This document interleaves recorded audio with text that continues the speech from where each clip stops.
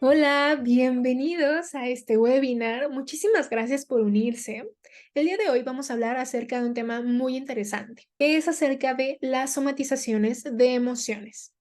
Y tenemos como invitada a Samantha Adcock, psicóloga clínica especializada en terapia de pareja y de familia. De nuevo, le doy la bienvenida a Samantha Adcock. Buenas tardes a todos, ¿cómo están? Pues un gusto tenerlos en este webinar de Cuadrado. Hoy hablaremos acerca de protocolos de intervención en padecimientos psicosomáticos. Creo que es un tema importante que nos atañe a todos, ¿no? Sobre todo, no solo a los pacientes, sino también a nosotros como profesionales de la salud, y es importante pues poder entender un poquito más acerca de este concepto, ¿no? Y lo que conlleva, sobre todo ya en un tratamiento, con un trato en ocasiones peyorativo hacia los pacientes, ¿no? Cuando se da este tipo de diagnósticos. Entonces, vamos a empezar con este webinar. Cualquier duda o comentario al respecto, les agradeceré que lo hagamos al final de nuestra sesión. Y bueno, pues comencemos.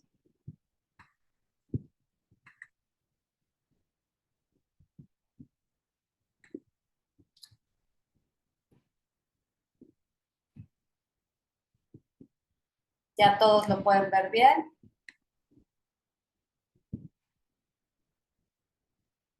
Sí, Perfecto. ¿Me escuchan todos? Bien. Bueno, vamos a hablar acerca de la somatización de emociones en procesos de intervención. ¿Ok? Aquí les pongo una frase que dice: tu cuerpo es el reflejo de tu pensamiento. ¿Ok? El temario que vamos a abordar es, bueno, de entrada, ¿qué es el trastorno psicosomático? Su definición, clasificación, los niveles, la etiología, qué características emocionales presenta, así como un protocolo terapéutico para el tratamiento del trastorno psicosomático. Bueno, empecemos primero con qué es el trastorno psicosomático.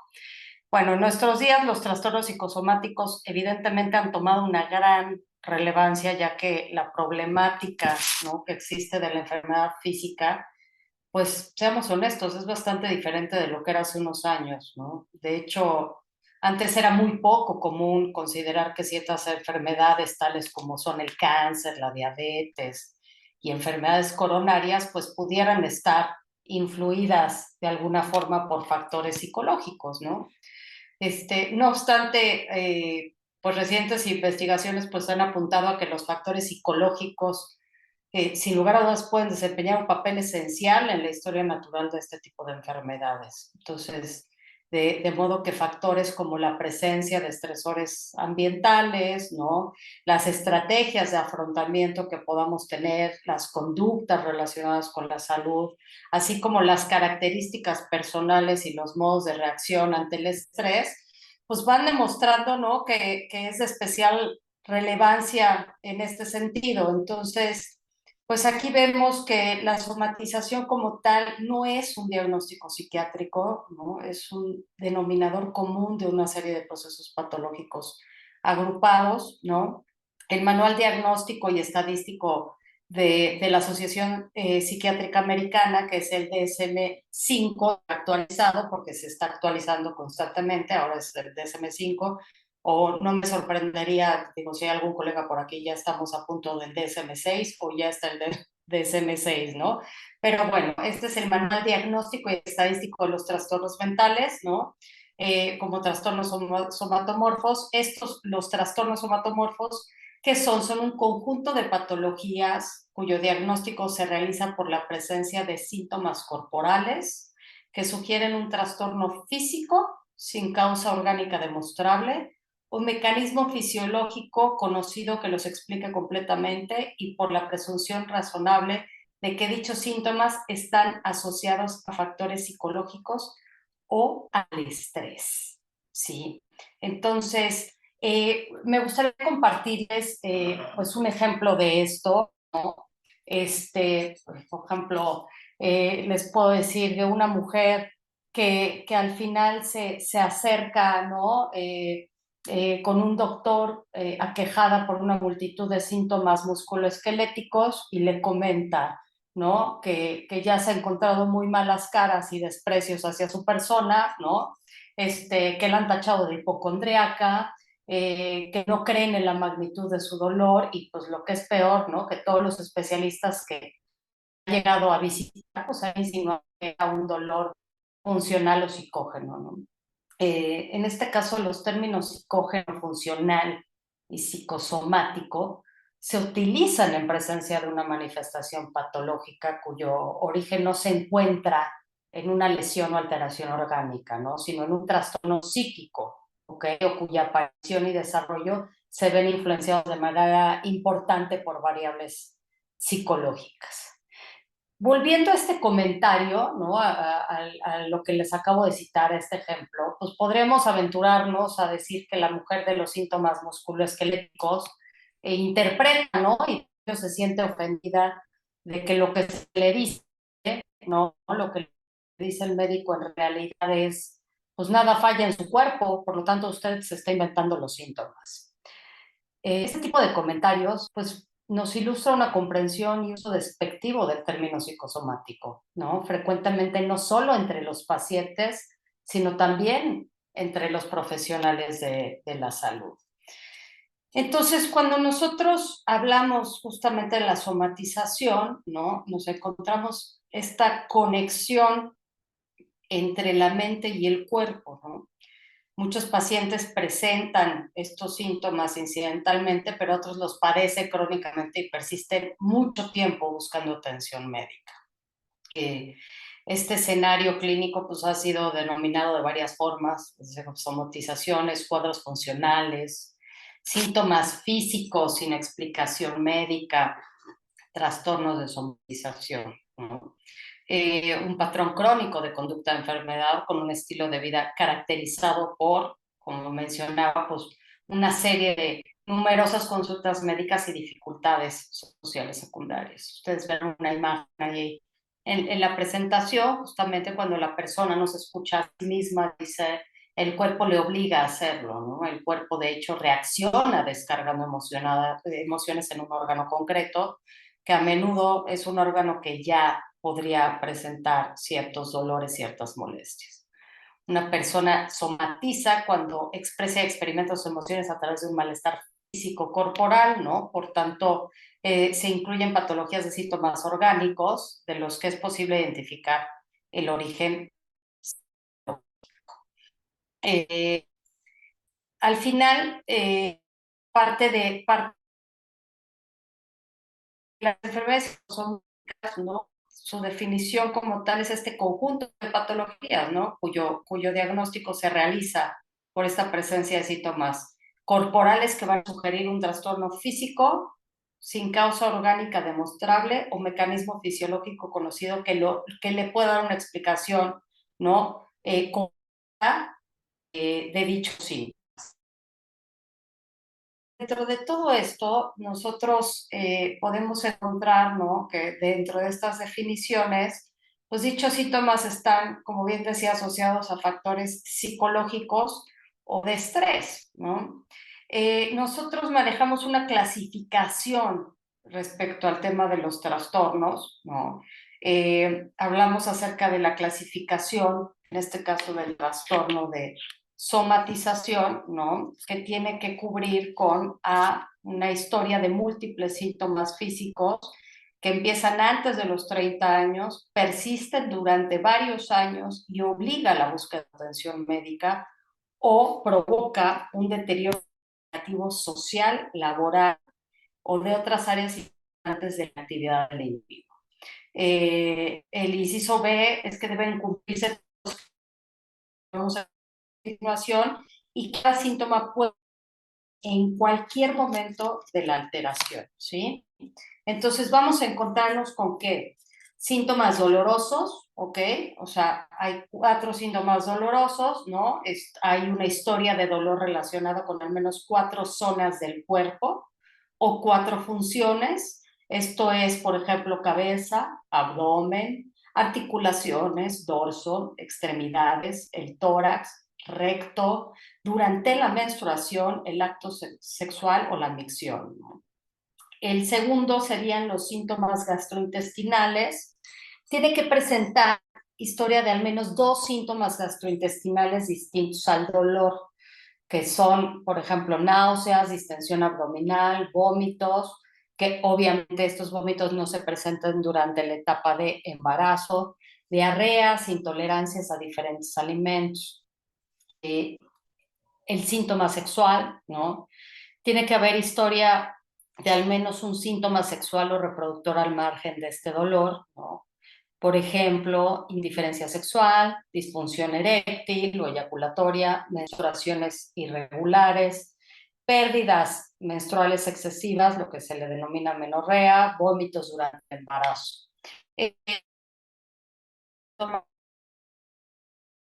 La historia de neuro no limitado a dolor.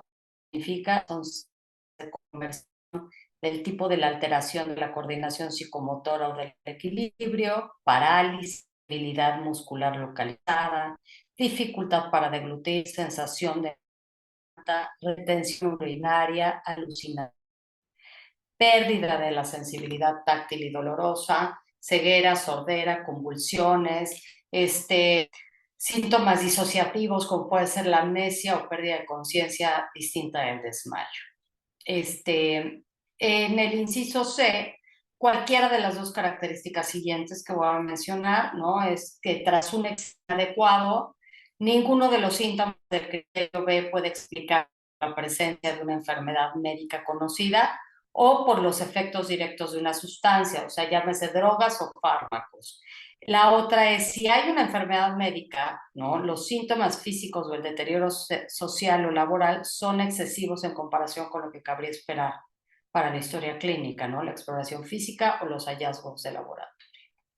En el criterio de los síntomas no se producen intencionadamente y no son simulados, ¿no? Esto es a diferencia de lo que sucede en el trastorno facticio o en el trastorno de simulación.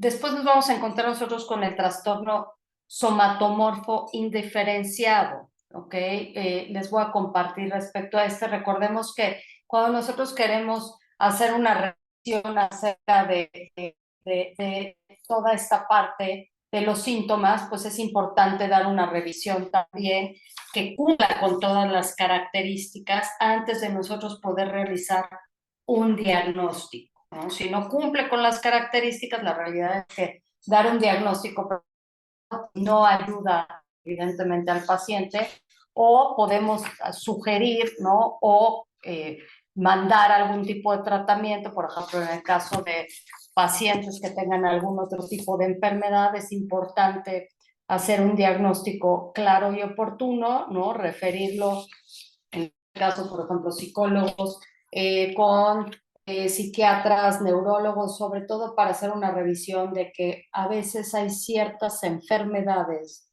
que se presentan, ¿no? Y de repente empiezan con ardores, empiezan con malestares, pero no logran, ahora sí que no logran darle al clavo, ¿no? Y los diagnostican, por ejemplo, con, no, pues es que usted está deprimido, ¿no? Entonces llegan con nosotros y si no hacemos un diagnóstico oportuno, podemos cerrar y eso implicaría que tal vez nuestro paciente, por dar un ejemplo, eh, no está somatizando, sino que tiene la enfermedad de Lyme, ¿no? Entonces lo medicamos y la realidad es que la enfermedad va a continuar. Entonces es de ahí la importancia de un diagnóstico certero y a tiempo. O, por ejemplo, un paciente con esclerosis múltiple, ¿no? Hay ciertos antidepresivos o ansiolíticos que, al contrario, en lugar de beneficiar al paciente, lo pueden perjudicar. Entonces, de ahí la importancia de un buen diagnóstico. No todo el que presente ciertos síntomas significa que está somatizando, ¿no? Hay que tener claro que realmente no presenta ninguna enfermedad como tal. Entonces les comentaba acerca del trastorno somatomórfico indiferenciado, ¿ok? Entonces, bueno, aquí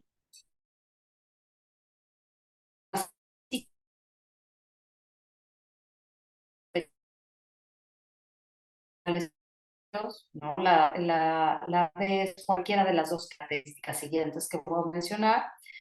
Como bien decía, es adecuado, los síntomas no pueden explicarse por la presencia de una enfermedad médica, ¿no? Conocida o los efectos directos, que sea drogas de abuso, medicación, ¿ok? La dosis de una enfermedad médica, los síntomas físicos o el deterioro social o laboral son excesivos en comparación con lo que cabría esperar para la exploración física o los hallazgos de laboratorio. Dentro del el inciso C, los síntomas provocan un malestar clínico significativo, un deterioro social, laboral o de otras áreas importantes de la actividad del individuo. Recordemos que en este caso la duración del trastorno es al menos de 6 meses. La alteración no se explica mejor por la presencia de otro trastorno mental, ¿ok? Ejemplo, otro trastorno somatomorfo, disfunciones sexuales, trastornos del estado de ánimo, trastornos de ansiedad, del sueño o trastorno psicótico. ¿Sí? Los síntomas no se producen intencionadamente ni son simulados, a diferencia de lo que sucede en el trastorno facticio o en el de simulación. ¿Ok? Después tenemos el trastorno de conversión. ¿Ok? Este se presenta como uno o más síntomas o déficit que afectan las funciones motoras voluntarias o sensoriales y que sugieren una enfermedad neurológica o médica. ¿Sí? Nosotros consideramos que los factores psicológicos están asociados al síntoma o al déficit debido a que el inicio o la exacerbación del cuadro vienen precedidos por conflictos u otros desencadenantes. Entonces, el síntoma o déficit en este caso no está producido intencionadamente y no es simulado, a diferencia de lo que ocurre, reitero, con el trastorno facticio o en la simulación. Entonces, tras un examen clínico, ¿no?, adecuado, pues el síntoma o déficit no se explica por la presencia de una enfermedad médica, que ahí les decía la importancia de tener como muy claro que cubra con todas las características, sino por los efectos directos de una sustancia o por un comportamiento o experiencia culturalmente normales. El síntoma o déficit provoca malestar clínicamente significativo, deterioro social, laboral o de otras áreas importantes de la actividad del sujeto o requieren de atención médica. Entonces, el síntoma o déficit no se limita, ¿ok?, al dolor o a la disfunción sexual, o sea, no aparece exclusivamente en el transcurso de un trastorno de somatización y no se explica mejor por la presencia de otro trastorno mental. También nos encontramos con niveles, ¿ok? De ahí, cuando nosotros decimos, damos este diagnóstico de está somatizando, ¿a qué nos referimos con que está somatizando, ¿no? Tenemos que tener muy claro, reitero, que se cubra con estas características. El hacernos un autodiagnóstico o hacer un diagnóstico a la ligera, pues puede perjudicarnos. En el caso de que nosotros estemos presentando estos síntomas, pues puede nosotros en un diagnóstico. Dentro de los niveles nos encontramos, ¿no?, en el 1, que es el cual el paciente acude constantemente por varios padecimientos a diversos médicos, que era el ejemplo que les daba de esta ya, porque la percibe como hipocondriaca, ¿no? Porque insinúan que su dolor, ¿no?, pues no es real, no existe, ¿no? Tiene frustración después de asistir a varios médicos sin que las diversas patologías sanen completamente, ¿no? Y en ese caso, pues el médico atiende sin anotar alguna causa de origen psicológico, ¿no? Además de sus padecimientos, pues no interfiere en ningún aspecto de su vida laboral, personal y escolar. Dentro del nivel 2, pues son constantes las citas con el médico por diversos padecimientos, comienzan a afectar su grupo primario y secundario, no se encuentra alguna causa orgánica que explique la enfermedad. El nivel 3 son sus diversos y constantes padecimientos físicos, comienzan ya a afectar al grupo primario, secundario y al terciario. Entonces, constantemente utilizan medicamentos para tratar su sintomatología, probablemente sin el resultado esperado. En el nivel 4 su constante padecimiento físico afecta ya todas las redes sociales, ¿no? Así como también pues ve afectado la salud financiera. ¿Por qué? Porque están en constantes tratamientos, en constantes estudios, consultas, ¿no? Con diferentes especialistas para poder atender estos malestares, estas afecciones. Y evidentemente, pues al no encontrar, ¿no? Una causa orgánica que explique la sintomatología, van pasando, ¿no? De un especialista al otro sin encontrar una respuesta. En el nivel 5 el sujeto acude constantemente al área de urgencias, ¿no? Del hospital debido a padecimientos graves como es la enfermedad de Takotsubo, severos cuadros gastrointestinales, entre otros. Mismos que no van a tener una explicación orgánica suficiente. Entonces, el sujeto aquí ya descuidó, digámoslo así, hasta el abandono, ¿no? A su grupo primario, al secundario, al terciario, ¿no? A causa de, pues, de estos malestares, de estas enfermedades. Entonces vemos cómo el propio individuo empieza en un aislamiento, ¿no? Que lo lleva realmente no solo pues a un colapso a nivel económico, ¿no? Porque la respuesta pues nunca llega, nunca está el diagnóstico que necesita y el malestar continúa, ¿no? Y puede ser un malestar que realmente lo lleve a un encierro, a dejar de laborar, ¿no? A dejar de convivir con su grupo afectivo y evidentemente pues esto lo lleva también al colapso, pues no solo físico, sino también emocional. Hablando de la etiología, ¿no? Aquí hablamos de justamente pues acerca de estas carencias afectivas que se pudieron presentar en la infancia, ¿no? Un modelado erróneo de la enfermedad por parte de los padres. ¿Qué implica esto? Padres que enfermaban con frecuencia, ¿no? Acudían a menudo al médico, la enfermedad, en este caso dentro del sistema familiar, la enfermedad física era bien aceptada por parte de la familia y evidentemente excusaba al enfermo de todas sus obligaciones. Se puede presentar también el caso de abuso sexual, ¿no?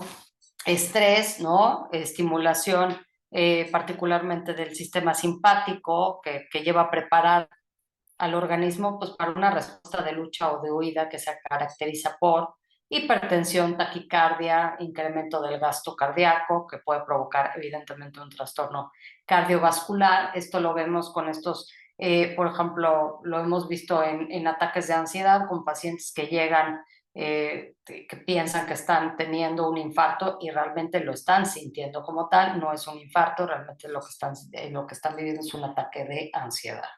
La hiperactividad, ¿no? Del locus coeruleus relacionado con el sistema simpático.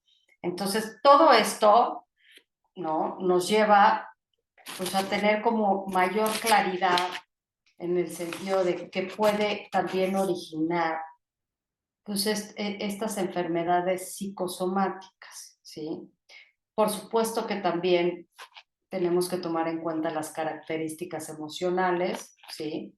El paciente psicosomático tendrá dificultades para expresar lo que siente a través de la palabra, o sea, hace tragarme las emociones, contenerlas, no pasa nada, no expreso, no digo, no lloro, no, o sea, es como, el cuerpo es como una olla express. Entonces, entre más acumula, llega un tiempo en que evidentemente va a explotar, tiene que salir, por algún lugar tiene que salir la energía, tiene que salir todo lo contenido y entonces pues se presenta a través del cuerpo. Encontramos muchas, les digo todo lo que termina en itis, ¿no? Gastritis, colitis, cistitis, o sea, es lo que más podemos llegar a ver, ¿no? Evidentemente hay casos mucho más severos, pero la gastritis, la colitis son como el mal, ¿no? De esta época y, y justamente está relacionado con esta parte de la contención de las emociones, de la somatización. Entonces, bueno, pues aquí Como les decía, pues el cuerpo al final del día es la memoria de nuestras relaciones, ¿no? Dolorosas, de ahí que las enfermedades del paciente psicosomático pues hablan acerca de su desamparo. O sea, aquí es donde nosotros podemos encontrar, ¿no? Eh, Algunas características emocionales, ¿no? Dentro del paciente, como lo es la alexitimia, ¿no? Que es la incapacidad de la persona para poder identificar sus propias emociones, y por lo tanto la incapacidad para poder expresarles, ¿no? Para otorgarles una expresión verbal. Tenemos la parte de la incomprensión también, que es una sensación o vivencia cuando el mérito o virtud no ha sido generalmente apreciado. Está el desamparo también, que es la sensación o vivencia de abandono por parte del objeto que le brinda la protección. Está la desconfianza, ¿no? La falta de esperanza firme que se tiene de alguien o de algo, ¿no? Falta de seguridad que alguien tiene en sí mismo. En el paciente psicosomático, pues la estrategia siempre es la enfermedad, ¿no? La cual le proporciona de alguna manera cercanía con su objeto. O sea, siente que la enfermedad al final es el único discurso que puede ser audible, que puede compartir. O hablamos de la figura más importante, ¿no? Compartirlo con la madre, ¿no? En este caso. Entonces, al final del día, pues es un discurso que está desprovisto, evidentemente, de afecto, de mucha fantasía, de simbolismo. Y aquí el paciente, pues, hace hablar al cuerpo, ¿no? En lugar de sentir y pensar en sus dolores, pues es la forma en la que lo manifiesta. La realidad es que, si bien todas, pues la mayor parte de las heridas que podemos tener, ¿no? Las personas vienen de la infancia, decimos que infancia no es destino, de ahí la importancia de trabajar también en nuestras heridas, ¿no? En sanarnos para encontrar una forma de comunicarnos de manera asertiva, de no anular nuestras emociones, de reconocerlos, no solo de buscar la validación exterior, sino encontrar esta validación primero en nosotros mismos, reconocerla, poderla verbalizar, ¿no? Y canalizar de tal forma que podamos evitar, ¿no? Llegar a este punto de quiebre. Hay un protocolo terapéutico. Digo, estas son algunas sugerencias, no estoy diciendo que lo tenga que llevar así. Claro que cada corriente maneja una forma distinta para trabajarlos, ¿no? Pero bueno, creo que todo está encauzado en lo mismo, o sea, al final del día el objetivo, independientemente de si somos psicólogos, si somos psiquiatras, si somos dentistas, si somos lo que seamos, realmente la empatía, la escucha, pues es algo con lo que vivimos, es el pan de cada día, ¿no? Y también el saber de qué forma, pues si tenemos algún conocido o algo, poderlo canalizar con algún especialista de la salud, ¿no? No, no hacer de menos el dolor del otro, reitero, es empatizar, es ponerme en los zapatos del otro. Entonces, tenemos un protocolo terapéutico que me gustaría compartirles, ¿no? A nivel sintomático está el establecimiento de la alianza terapéutica. Recordemos que sin vínculo, pues evidentemente no hay cura, ¿no? Por lo tanto, se busca realizar una alianza terapéutica. Recordemos, bueno, en el caso de los que no son terapeutas, la alianza terapéutica es una relación racional entre paciente y terapeuta, ¿sí? Esto hace posible la cooperación decidida del paciente con un fin determinado en la situación analítica, ¿ok? La canalización también para recibir atención médica por un solo especialista, ¿no? Revisión de malestares físicos, ¿no? Aplicando autoevaluaciones, puede ser semanales, ¿no? Podemos llevar desde una bitácora, por ejemplo, algunos pueden trabajar con bitácoras también emocionales, ¿no? Para poder ir identificando cuál es el malestar que predomina, antes de qué sucede que detona este malestar, ¿no? Entonces es muy probable que los pacientes psicosomáticos no lleguen por un deseo de cambio, ¿no? Ni por su propia cuenta en afán de atender estos padecimientos físicos, ¿no? y esto lleva a que no le conceden al tratamiento psicoterapéutico confianza sobre su capacidad para tratar las enfermedades físicas. Entonces, esto nos demanda también a los especialistas un tratamiento enfocado también en la enfermedad física.